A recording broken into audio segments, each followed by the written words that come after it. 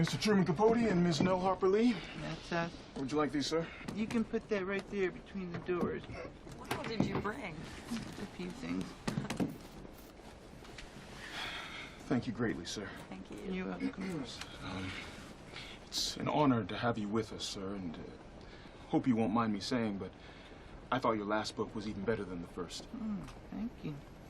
Just when you think they've gotten as good as they can get. Thank you very much. Ma'am?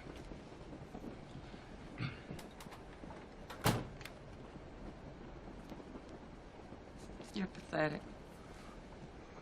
What? You paid him to say that. You paid him to say that.